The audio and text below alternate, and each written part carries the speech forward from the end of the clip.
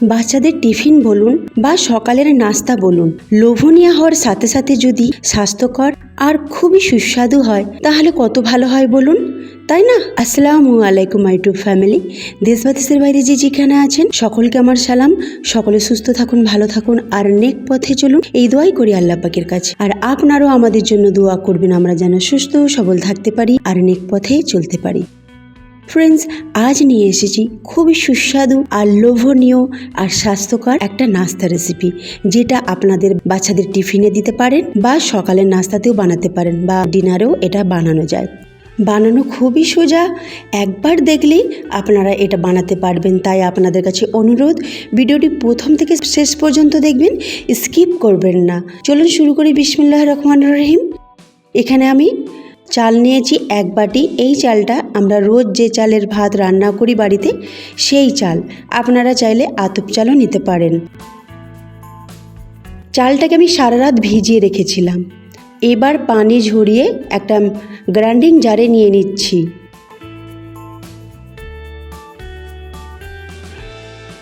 অর্ধেকের বেশিটা নিয়ে নিলাম আর তাতে পানি দেব।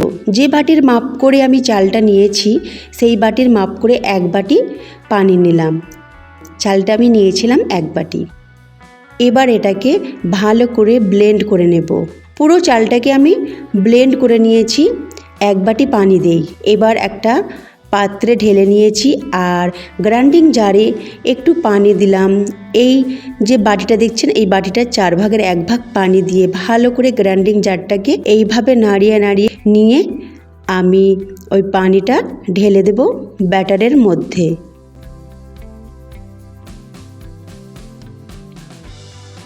এবার ভালো করে চামচের মাধ্যমে এইভাবে মিশিয়ে নেব।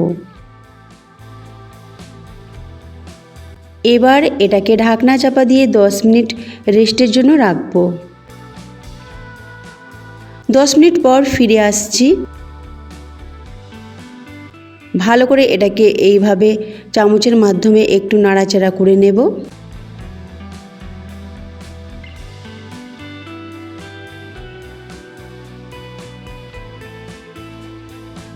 এই ব্যাটার থেকে আমি 6 টেবিল চামচ ব্যাটার তুলে রাখবো।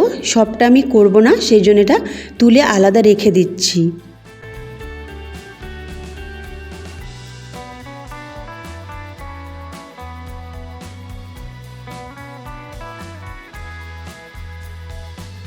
এবার আমি ব্যাটারের মধ্যে কিছু ভেজিটেবল মানে সবজি অ্যাড করব।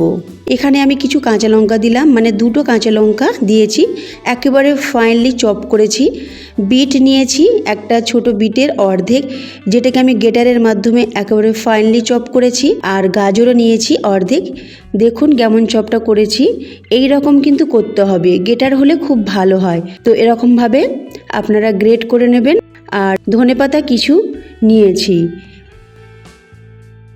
লঙ্কাটা চাইলে আপনারা স্কিপ করতে পারেন যদি বাচ্চাদের জন্য বানান, তা না হলে একটু কম দিতে পারেন।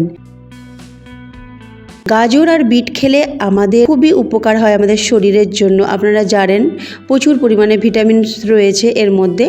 আর গাজর বিট বাচ্চারা খেতেই চায় না, তো এইভাবে আপনারা খাওয়াতে পারেন।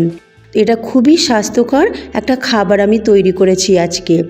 তো এতে আমি একটু চিলি ফ্লেক্স দিলাম। চাইলে আপনারা চিলি ফ্লেক্সটা বাদ দিতে পারেন যদি বাচ্চাদের জন্য বানান, বা অল্প পরিমাণে দিতে পারেন। আর তাতে দিলাম কালো লবণ, বিট নুন যেটাকে বলে, 1 চামচ। ভালো করে নাড়াচাড়া করে নিয়ে যে বাটির মাপ করে আমি চালটা নিয়েছি সেই বাটির মাপ করে আমি পানিটা নিলাম 1.25 বাটি।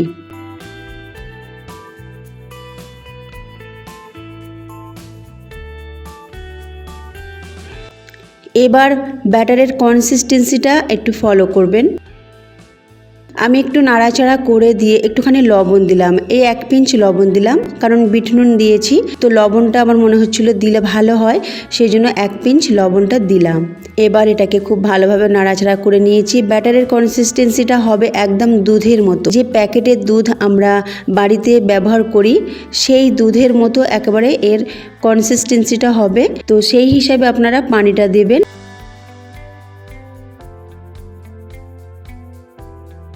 এবার একটা ফ্রাই প্যান বসিয়েছি।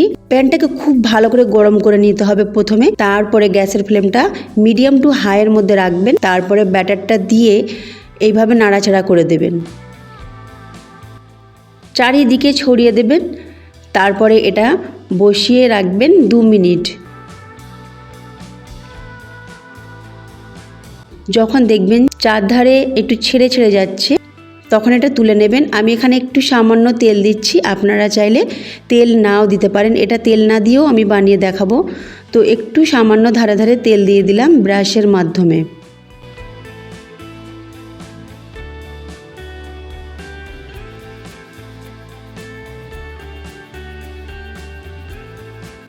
আমি 2 মিনিট রেখে এইভাবে প্লেটে তুলে নিলাম। আর একটা বানিয়ে দেখাচ্ছি। এইভাবে ব্যাটারটা দেবেন চারিদিকে ছড়িয়ে ছড়িয়ে, আর প্যানটিকে ভালো করে এইভাবে ঘুরিয়ে নিতে হবে যাতে ব্যাটারটি চারিদিকে খুব ভালোভাবে ছড়িয়ে যায়। আর ব্যাটারটা দেখেই বুঝতে পারছেন কতটা পাতলা হয়েছে, আপনা আপনি এটা ছড়িয়ে যাচ্ছে। এবার দেখুন কিছুক্ষণ পর আমি এটাকে উল্টে নিলাম। আমি কিন্তু তেল দিইনি, একেবারেই তেল দিইনি। উল্টে নিয়ে এপিঠটা 30 সেকেন্ডের মতো রাখবেন, তারপরে আবার উল্টে দিয়ে এটাকে প্লেটে নিয়ে নেব। তো 2 মিনিট কি 2.5 মিনিট লাগবে এটা তৈরি হতে।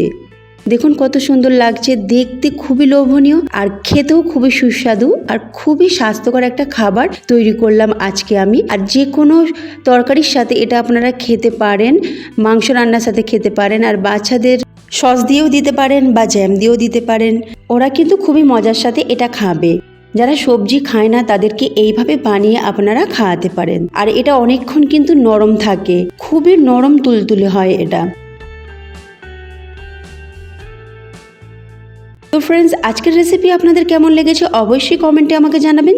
তার সাথে একটা লাইক অবশ্যই করবেন, তার সাথে প্রচুর প্রচুর শেয়ার করবেন আপনার ফ্রেন্ডস, আপনার রিলেটিভদের কাছে। আর যারা নতুন রয়েছেন সাবস্ক্রাইব করে পাশে থাকা বেল আইকনটি ক্লিক করবেন। আল্লাহ হাফিজ।